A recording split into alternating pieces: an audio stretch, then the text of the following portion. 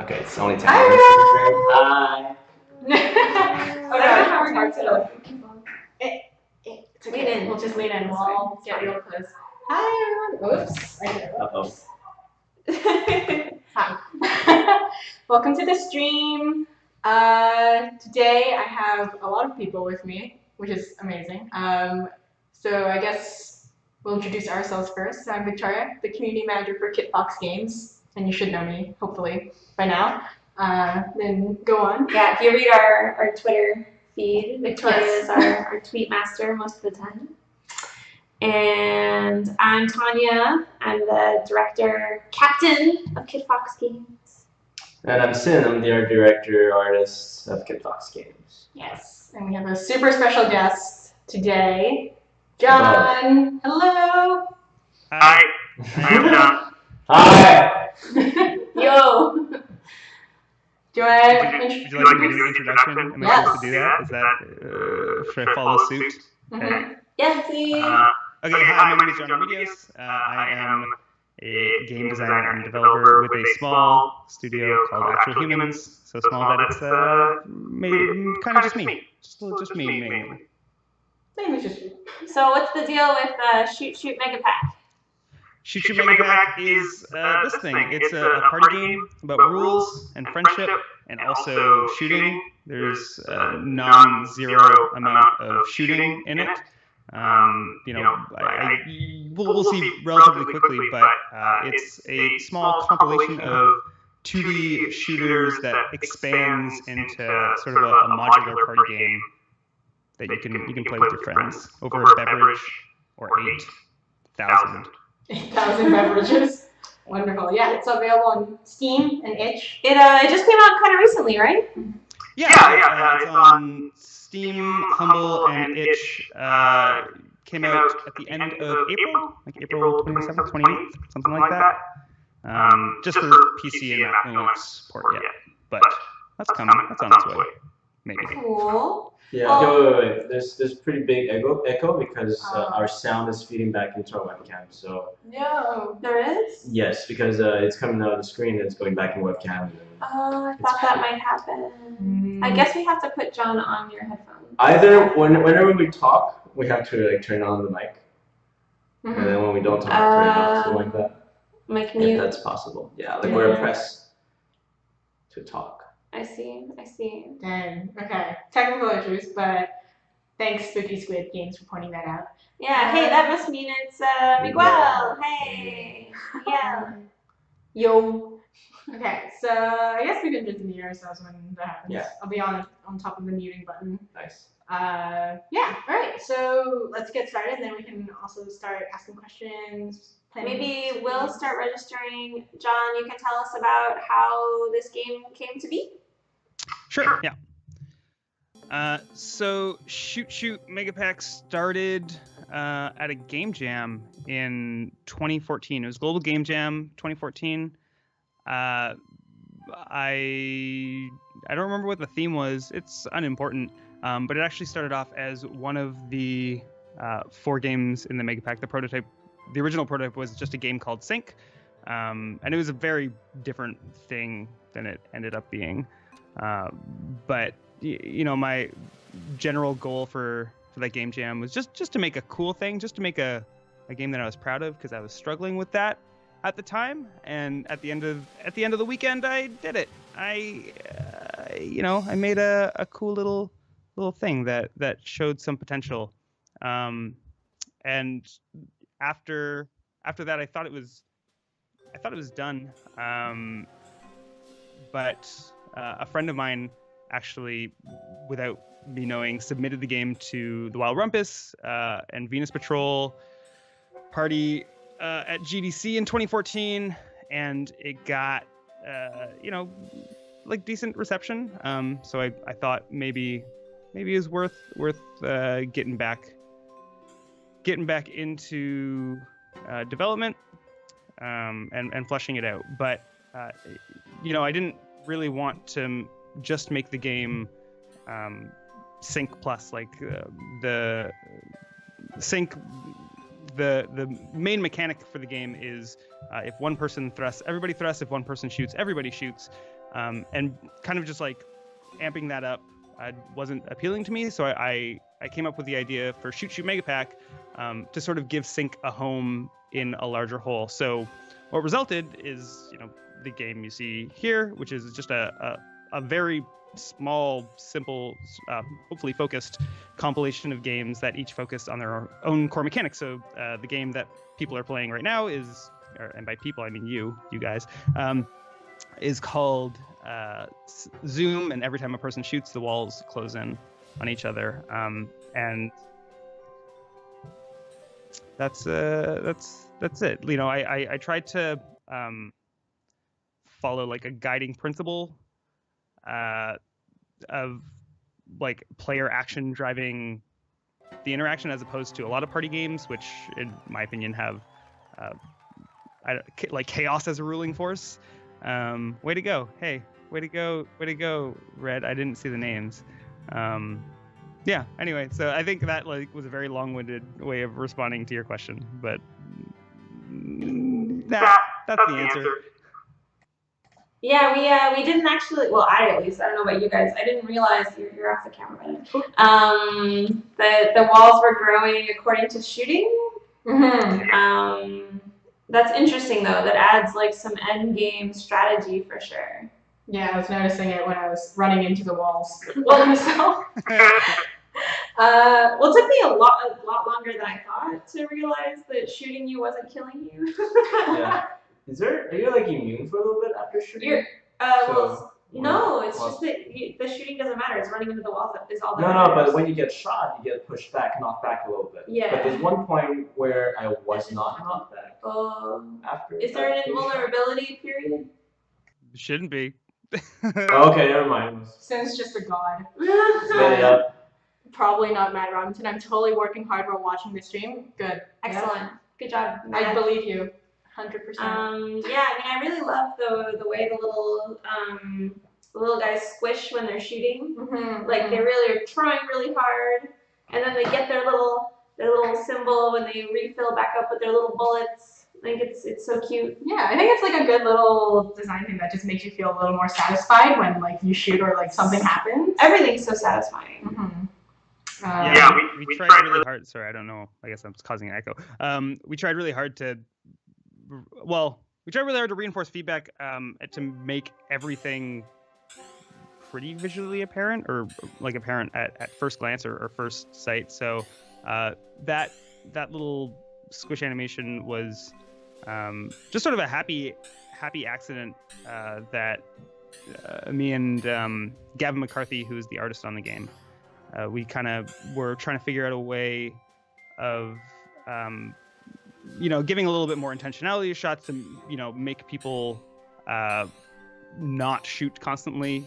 So we wanted to put a little bit of kickback in there, and the animation just kind of came organically out of that, and it felt really good. And I actually think that was a huge turning point for the whole project, because it gave it something a little bit more tactile, I guess, that players could. I don't know. People seem to comment on it a lot, so good, we did it. Yeah. Sorry, I just died. I'm so sad. What was I gonna say? Oh yeah, it was you and I think 2 other people that I saw in I was looking at the credits of the game who was on the team. Yeah, so pretty soon after the initial prototype, or after it was shown, the game sync was shown at Wild Rumpus GDC 2014. I started talking with both Gavin McCarthy and Ryan Roth, who came on shortly thereafter, like early 2015, I guess, is when we went full time, or when I went full time on the game. And yeah, Gavin has been working with me all the way through launch, and Ryan kind of came and went as he needed. He did all the audio while Gavin did all the. The general concept, like the triangles and color palette, was in place, but everything on top of that, Gavin is responsible for, including this very lovely menu that we worked like 40 months on or something. I think I might have an unfair advantage having played this at a few PAXs. I think No so. wonder she's so good. It's like, what is this? I hope we can find the everybody shoots. I guess we'll see what's next. Yeah, well, I know there's like 4 different modes that you put in. Oh yeah, you can. So What if would you you? press, Yeah. I also after you answer that, I want to hear your recommendations of party games. Sure. So yeah, from this menu, you see there's a little change game prompt. You can access. There you go. So if you go to sync, you can. Heck yeah. Party game recommendations. Ooh, yikes. That's a good question. So one of my favorite party games of all time is a game called Big Bumpin'. It is a Burger King. One of those. It's like, there's like Sneak King and I don't remember the rest of them. But Big Bumpin' is a bumper car game where you can play as Burger King employees or the disgusting King mascot. There's a simplicity to that game that is because all you really do is like run around and bump each other and try to bump each other into pits and bump each other, bump stuff into other stuff. It's bumper cars. You know what bumper cars are. Anyway, it's when I was playing a lot of that game when I first started working on this game as well. So there's hopefully some big bump and blood in Shoot Shoot Mega Pack. What else do I really like? Beard Swim says disgusting King mascot. Hashtag offended. Did you unread those? Horrendous. It's horrendous. The Burger King mascot. I hate it. I hate it with all my heart, but I love it. I mean, it's kind of obviously the opposite of your aesthetic. Kind of fulsome rather than minimal, I guess. Yeah. And he's creepy. Yeah, has a lot of human, like the worst parts of humans. Yeah, it's one of those things where like, what is it? Those design things where the closer you make it to a human, but not quite Uncanny a human. Valley. Yes, that one. A little bit. All those mascot costumes. Yeah. Want to play this again? This mode? Yes. Yeah. Yeah, I was actually wondering, since Tanya said she played it at PAX, have you seen any like really angry PAX people just like playing this against their friends and then just super frustrated? Or having, I don't know, like a fight about it at a tournament. I don't know, like what was the PAX experience like? Yeah, I've never seen anyone particularly angry about this game. I don't know that people get as emotionally involved in Shoot Shoot Mega Pack as maybe some other games. I mean, I've seen like friends yell at each other, but I assume that they maybe just need some work on their relationship. A lot of people. I mean, the PAX experience in general was one of my favorite parts of like the development process. The team. I mean, even though the entire team was in Toronto, like we worked remotely. Like we all worked wherever we were situated, and because of that, because it's a multiplayer game, it was easy to lose track of what the core of the game was, how like what the player dynamics were, etc. And PAX and other similar events were, it was like, what is the word I'm looking for? It was a crucial part of just like getting me to finish the game, getting people, like seeing people understanding what resonated with them, understanding what didn't resonate with them, and I used it as giant playtest sessions, but also just like morale boosting sessions. Some of my favorite people in the world I met at PAX, either other developers or people who are just like fans of the game now. Like there's this cool group of teens from the Seattle area, somewhere from Washington, and they they bought the game on day one and they bring it to school with them every day and they just play with their friends and they request features and stuff, and it's I don't know, they're awesome. They've also named some characters in the game, and they're just they're like I think that alone, just like meeting those three people and like seeing them enjoy the game and seeing them like get it and care about it was like not, it does, everything else is gravy beyond that. Like that's why we make games, hopefully. Do you have a personal favorite mode that you like to turn on, or have you played it too much? I mean, I'm really bad at this game, but I personally really like one of like the preset Fade is I think the best preset.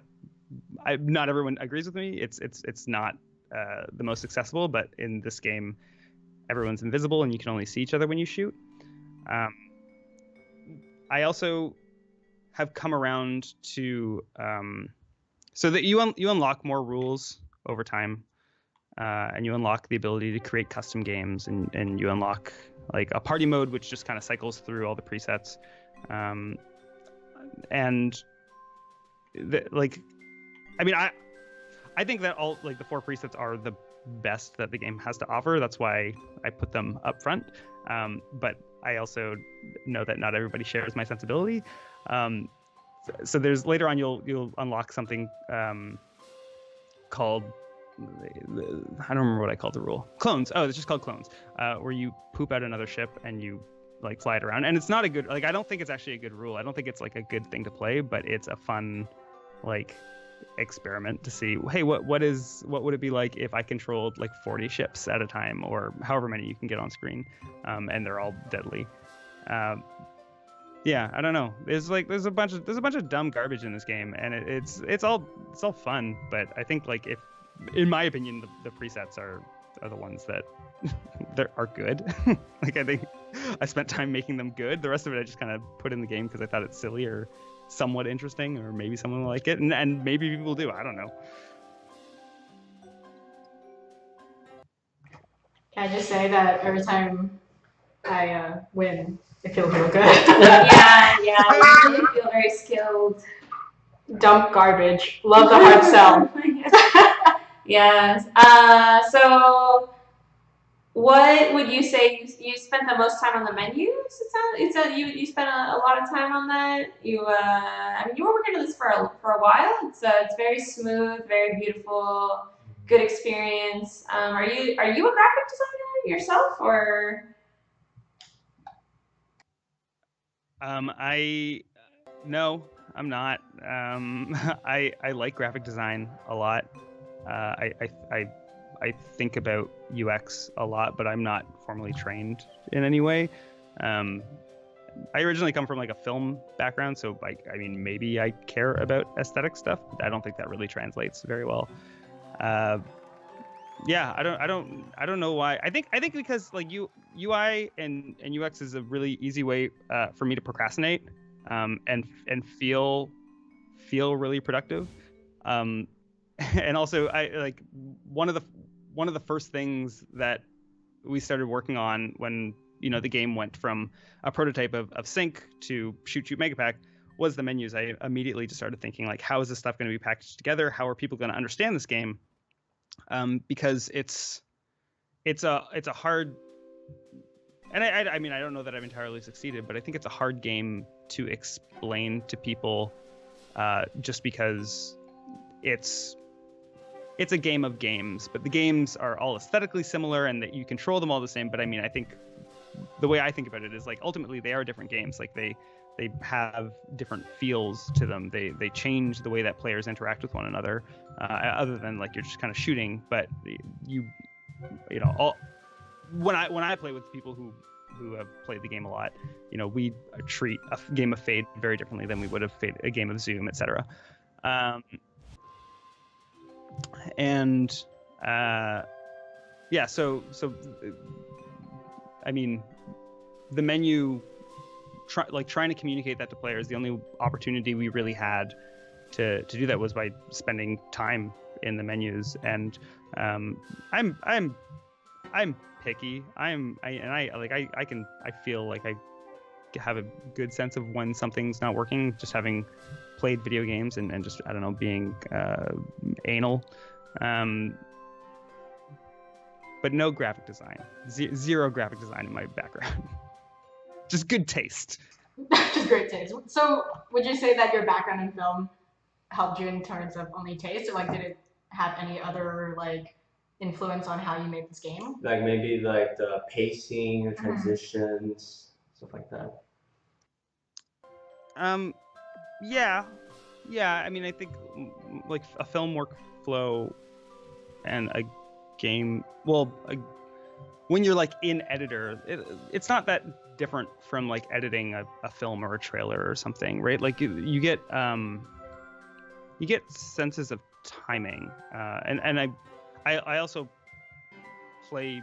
I mean, I think what influenced me more was my my musical background. So I've also played music for the majority of my life, and you know, in terms of pacing and in terms of just like, I don't know, I would even say in terms of game design and game feel, music had more of an impact. I don't know if you've noticed this, or I don't actually know if the audio is coming out on your end, but like all the players have, and this was not my idea, this was Ryan's idea, but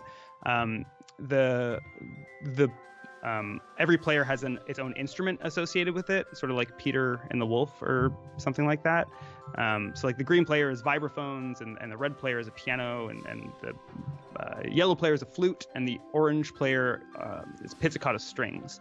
And then, you know, as you get more points, you have different like music tracks that come in to sort of like show who is influence. Yeah, it influences the score to hopefully reflect like who's in the lead or the state of the game, even though it's all kind of background. And every time you shoot, it just makes like a chord, like the sound of a chord in whatever instrument you are as a player. And I think like, yeah, those were the sort of things that we used to get, you know, to man, I'm struggling with words today.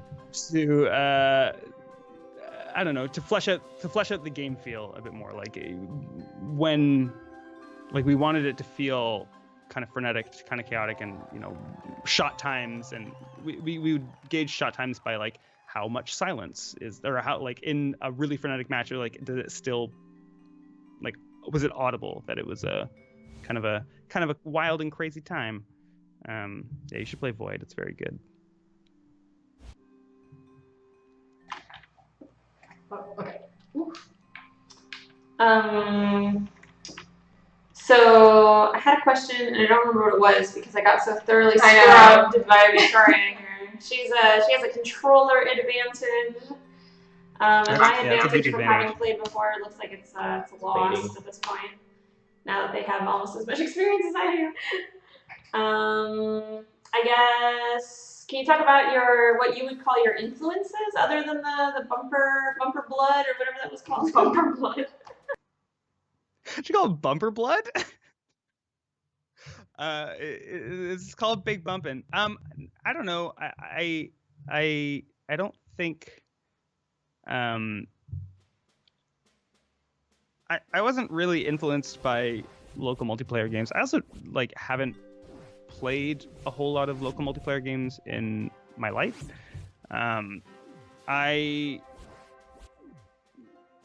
When people ask me about this and when I try and talk about it, I do a bad job. But you know, I was trying to, I guess, capture a feeling that maybe I'd lost in terms of video, like the way I play video games, because video games have always been a really social activity for me. Like I've never, even if I'm playing a single player game, I don't play it by myself. I usually have like a friend or you know, I'm married now, so my partner and I, we play games together, usually with just one of us hot seating it. So I mean, that's really what I wanted with this game. I wasn't influenced by, I don't know, like a Samurai Gun or Towerfall or something in that class of local multiplayer games. I just wanted I just wanted a game that I could play with my friends and sort of feel that same sense of excitement, the same sort of like I don't know, something really something to make people hang out with me, maybe like that. So that's what so the influence was loneliness. I guess that's the real answer to that question. But in terms of like the games that I played that like elicited those feelings, like a lot of the Mega Man X games I played with good friends of mine, and we would just sit around and take turns, as well as Resident Evil. See, they're not games that are like this game at all, that you would never like look at this and say, oh yeah, that's the DNA of Shoot Shoot Mega Pack, the Resident Evil. It's not, but there is like just a personal sensation that those games give me when I'm playing them with people, that while I was designing it, that's what I was looking for when I was playing with other people, or when I was just even watching them play.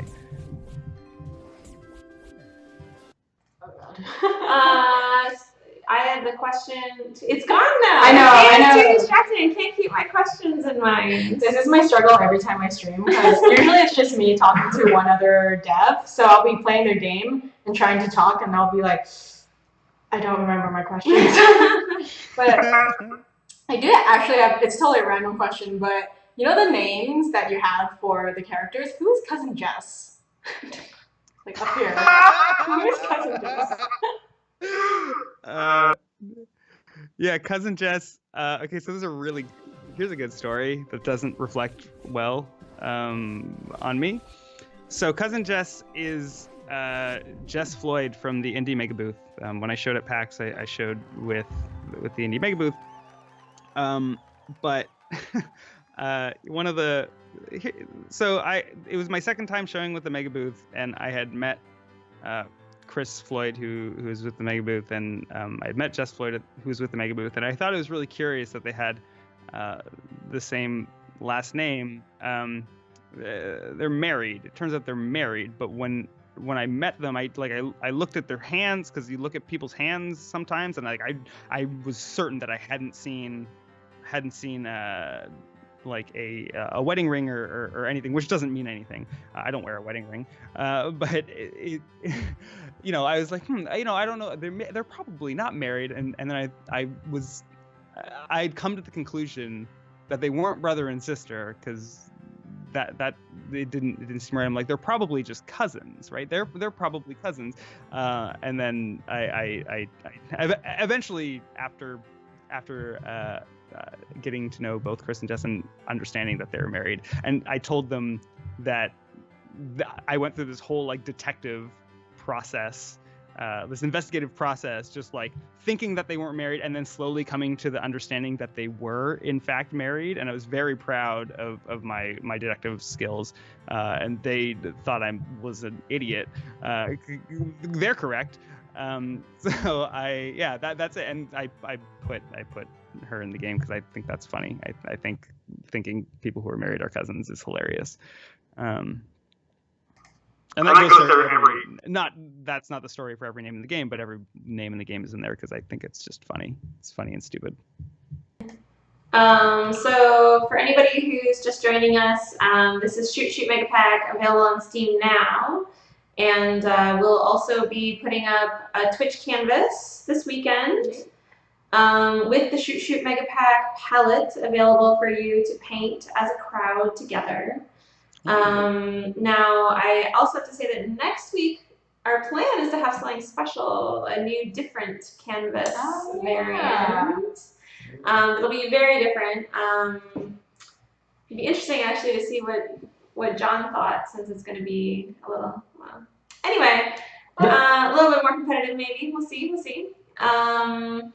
But yeah, so I don't know if you want to talk about what you're working on these days. Like, are you still patching the game? Are you updating it? Are you working on something new? All of those things. I'm doing all of those things. I'm working. So there are some bugs in the game that need to get patched, and I'm slowly but surely patching those. I'm also working on console ports for the game, because Steam is nice. It's good if you have your one Xbox controller and everyone else can huddle around the keyboard. But it was very much console game at conception. And that's it's going that process it takes a little while. So I'm kind of peppering in a little bit of prototyping here and there. I have kind of a good sense of what my next game is, at least what my hope for my next game is, and I'm working with a small team to kind of make a new thing, to dream a new dream. Dream a new dream. We have someone in chat saying hashtag Switch. Yeah, it's gonna come there. It's going everywhere. I'm not. It's gonna be on every platform. Is that an exclusive announcement? Sure. Yeah, it can be an Confirmed exclusive on announcement. Switch I'm 2017. Yeah, 2017. We'll see. Oh God. Excellent. Yeah. So I don't know. I guess that's shoot Mega Pack. Yeah. Mhm. Cool. Are we gonna be able to put our friends' faces on the little arrows? It's a crazy idea. You want to put your friends' faces? Yeah. No. Like a mod or something. That's a good idea, though. I should have done that. I think that game would be way more streamable with people's faces on them. Yeah, that's a It's a very live stream thing. Come on. Yeah. I think this would be a super fun game to play on Oh, stream. question. I remember my question. Do you have any advice for someone who's starting to work on a local multiplayer game? Maybe their first local multiplayer game. Anything you wish someone had told you years ago? Yes, I do. I would say build a very small game, which people did tell me to do. So I guess I don't know. People say, hey, you're probably building too much game, and I did. So yeah, I think when have a good understanding of what people look for when they play these types of games, and I think the people generally just want something very quick, very easy that they can pick up and play. So when I think it's pretty easy to get, I mean, it's easy in game development in general to get trapped into feature creep, but I maybe put a little bit too much emphasis on what people valued, or what I thought would add value to the game, as opposed to what actually adds value to the game, which is just other people. So yeah, build a way smaller game than you think you need to build. That's maybe it. And yeah, have very reasonable expectations for yourself. It doesn't have to be super. It doesn't have to be as polished as this game is, probably. I don't think many games that if you're working by yourself on a local multiplayer game, or with a very small team on a local multiplayer game, you don't have to polish it that much. People don't. I mean, I think people do notice certain things, but there's a point of diminishing returns. But you must be so proud of how it turned out. It's so beautiful, and I mean, I can't even believe there's a bug, given how smooth and polished it is. It just feels like a game that wouldn't have bugs in it, which is a really great feeling. I hope I someday have that feeling. Yeah, I know. I'm extremely proud. This is the best thing that I've ever made in my entire life, I think. Hopefully not ever, but yeah, to this point, I think there's I don't know, just every once in a while I'll pop up in the original prototype, and it's good, and I understand why I took that prototype and turned it into a bigger thing, and comparing it to this is sort of astronomical, even though the basic concept of triangles shooting each other never really changed, but the devil is in the details, I guess. Yeah, I don't know, but yeah, there are tons of bugs. Like they're just hidden. I just hide them very well, I guess. So what are you playing right now? What am I playing? I'm playing Tumbleseed mainly still. It's a really good game. I'm also catching up on a bunch of games that I never got around to finishing or starting even. So my partner and I we play like Telltale style games and stuff, and we abandoned Life is Strange before either of us actually before we got the chance to finish it. So we're working our way slowly but surely through that right now. What else? I was playing something else pretty recently. I can't remember. It's mainly just and Thimbleweed Park. I'm playing slowly but surely, making my way through Thimbleweed Park. But Tumbleseed is what I play the most because it makes me feel bad about myself, and I can't resist games that just beat me up for some reason. Yeah, I had a question. I completely forgot. But wait. I want to get to the credits. Okay. Someone hit enter. Oh. Me and you. Credits. There we go. Let's just put that up there. Yay. Oh, that's nice. It's not gonna run if you do that. Yeah. Oh, this is so cute. This is like a film. Yeah, this is nice. This is like film credits. Look at how classy this is. Good lord. Ugh. Make me sick, John. Your level of film credits. ability to make beautiful credits. Beautiful everything. Disgusting. we hate it. That's what I aim to do. There's a really good bug in these credits. Here's an instance of a bug. It's actually one of the teens. So yeah, I have like the people's names who helped out for a number of reasons, and underneath, if they named a character or if a character is named after them, you have a little quote. But this guy, Sam Jennings, who's one of the teens from Seattle, he created the name Big Guy, and I accidentally gave him like a Big Ship credit, which maybe I'll just keep because it's kind of funny. Yeah, it looks appropriate. Yeah.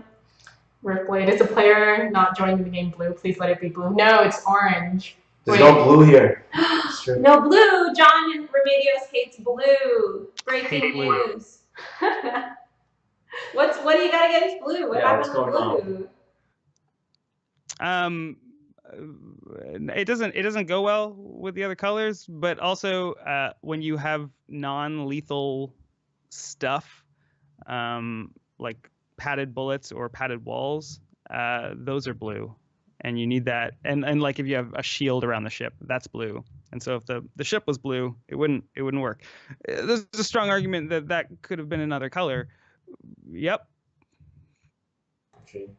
I'm sensing like I don't know that many films, but Royal Tenenbaum palette. You mean what's his face? Wes Anderson? Yeah, Wes Anderson palette. Maybe? That's funny. There's no blue there. No, I don't know about that. No.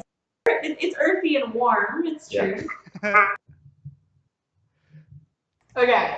Oh, that's awesome. I guess if no one else has any last minute questions, that will basically be our stream. Thank you, John, for hopping on. You can follow him on Twitter. Oh my gosh, I made it too small. John Remedios. Yes. And Actual Humans, maybe? Does Actual Humans have a Twitter? You should. Yep. Yes. Okay. And I don't know if you've seen our Twitch canvas, John, but maybe you can contribute a few pixels sometime if you have time over the weekend. Add some red or some orange or whatever those colors are that Sam picked. Green. Not blue. Not blue. Unfortunately. But yeah. Any last things you want to say, John? Or are we good? Sorry. I'm watching your thing to see when you mute it so I don't echo. I'll say whatever you want me to say. Yeah, thanks for having me. You can follow me on Twitter at John Remedios. It's up there. You can also follow Actual Humans at Actual _humans. There's some like British company that has @actualhumans, and I've been trying so hard to get it from them, but they will not. They just won't return any of my anythings. And yeah, the game is on sale right now. Not on sale like at a discount, but it's like available to be purchased on Steam, Humble, and Itch. You can find all that stuff at the website ssmpgame.com. Yeah, and I just want to say thanks for having me. This was fun. This is a fun thing. Yeah, and for the rest of the team members, you can also find those on the website or the SSMP's Twitter, which is @SSMPGame, because sometimes I worry that this wasn't just me. I didn't do this all by myself. There are a lot of people who helped out with this, so that's important for everyone to know, because video games are hard to make, and it's making it alone. That seems impossible. Who could do that? Not this guy. That's it. Yeah, I think most images of the single game creator are actually myths that are propped up for PR purposes. I mean, it's just a convenience for people to think it's one person, but you're a pretty great person too, John. So take your share of the credit for sure. All right. So thank you so much, you guys. Like Tanya said, we'll have an SSMP themed Twitch palette right after this. You can follow us at KidFox Games on Twitter and Facebook, or on Instagram at RealKidFox Games, because we have the same problem John did for some reason or something. I don't know. Oh, maybe it's the same people. Okay. Yeah, and then tomorrow we're gonna have an exciting little announcement, a little contest thing. If you guys want to tune into our social media channels for that. And yeah, thank you for tuning in, you guys. See you next time. Thanks.